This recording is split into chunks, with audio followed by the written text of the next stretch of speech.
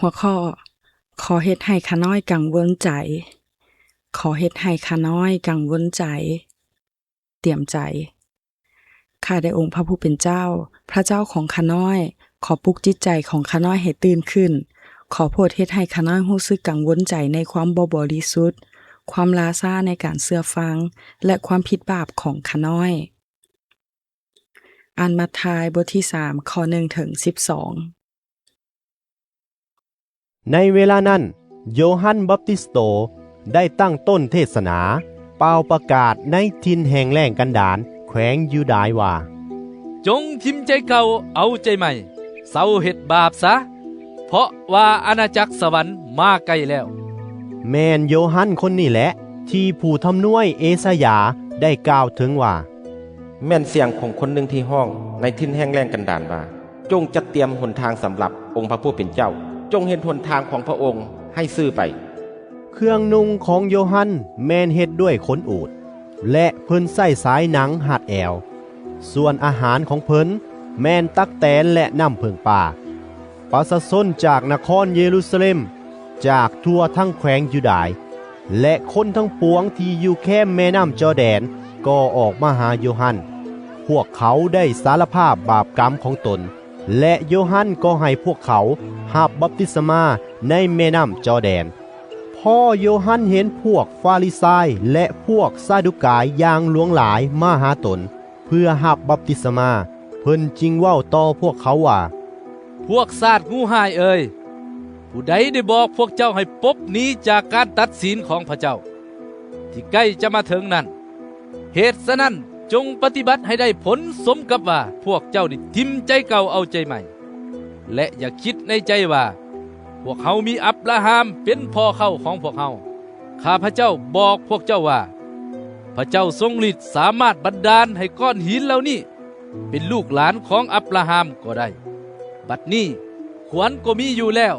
ที่วางไว้พร้อมจะตัดต้นไม้ให้คุ้งเงาฉะนั้นไม้ทุกต้นที่บ่เกิดผลดีจะถูกตัดและถูกโยนทิ่มใส่ไฟเสียข้าพระเจ้าให้พวกเจ้ารับบัพติศมาด้วยน้ำหมายถึงการทิ่มใจเก่าเอาใจใหม่ก็แม่นแต่ผู้ที่จะมาภายหลังข้าพระเจ้าก็มีฤทธิ์กว่าข้าพระเจ้าอีกซึ่งข้าพระเจ้าบ่สมควรจะจับแม้นแต่เกิดเพิ่นจะให้พวกเจ้ารับบัพติศมาด้วยพระวิญญาณบริสุทธิ์เจ้าและด้วยไฟมือของเพิ่นถือกระดงฟัดเขาเพิ่นจะเฮ็ดล้านเข้าให้เกลี้ยงดีและรวบรวมเอาเข้ามิตรดีของเพิ่นไว้ในเหล้าของตนส่วนมิตรรีบนั้นเพิ่นจะเอาไฟเผาให้ไหม้อยู่ตลอดไปมัทธิวบท3ข้อ2จงทิ่มใจเก่าเอาใจใหม่เศร้าเฮ็ดบาปสาเพราะว่าอาณาจักรสวรรค์มาใกล้แล้วสำรวจและตึกตองในหน้าสุดท้ายของพระสัญญาเดิมมาลากีสัญญาว่าพระเจ้าจะทรงผู้ทำนวยเอลียามาก่อนที่องค์พระผู้เป็นเจ้าจะเสด็จมา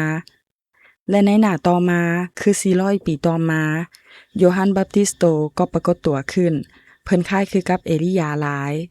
ในฐานะผู้ทำนวยคนสุดท้ายเพิ่นเป็นผู้เชื่อมโยงความหวังของพระสัญญาเดิมและพระสัญญาของพระสัญญาใหม่เข้าร่วมกันเป็นหยังต้องให้โยฮันจัดเตรียมหนทางเพราะประชาชนจำเป็นต้องถือผู้ทำนวยเฮ็ดให้ลำบากใจแบบเดียวกับเอลียาที่เป็นผู้สร้างความเดือดร้อนหลายที่สุดในอาณาจักรอิสราเอลถ้อยคำที่เผ็ดร้อนของโยฮันพุ่งเข้าใส่จิตสำนึกของประชาชนคือข่าวให้เรื่องความจำเป็นในการกลับใจและข่าวดีเรื่องการเข้ามาใกล้ของอาณาจักรสวรรค์โดยเริ่มจากการเฮ็ดให้กังวลใจความกังวลใจฝ่ายวิญญาณกระตุ้นให้เกิดการกลับใจและเรียกร้องให้มีการเปลี่ยนแปลงชีวิตข่าวสารของโยฮันยิ่งหุนแฮงขึ้นเมื่อฟาริไซและซาดูกายมาปรากฏตัวพวกเขาบ่ได้ต้องการรับบัพติศมา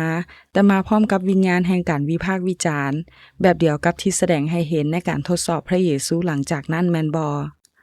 โยฮันโจมตีความยิ่งจองหองในฐานะลูกกกและการบ่เกิดผลเพื่อพระเจ้าของพวกเขาอย่างหุนแฮงแต่โยฮันรู้ดีว่าเพิ่นเป็นเพียงผู้จัดเตรียมบัพติศมาของเพิ่นเป็นแบบครึ่งๆกลางๆถึงผู้คนจะสารภาพบาปแต่ผัดบ่มีพลังในการเปลี่ยนแปลงชีวิต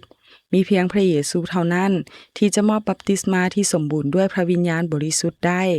คนส่วนใหญ่บ่มักถือการท้าทายในเรื่องความยิ่งจองหอง และความพอใจในตนเอง แต่เป็นแบบเดียวกับกลุ่มฟาริซายและซาดูกายเฮาเองก็จำเป็นต้องได้รับการท้าทายฝ่ายวิญญาณในเรื่องการบ่เกิดผลเช่นกัน ตอบสนอง ขณะที่เฮาเริ่มต้นเดือนใหม่ให้เฮากล้าทูลขอให้พระเจ้าปลุกใจของเฮาให้ตื่นขึ้น ทูลขอให้พระเจ้าเฮ็ดให้ท่านรู้สึกกังวลใจในนิสัยและความคิดบางอย่างของท่าน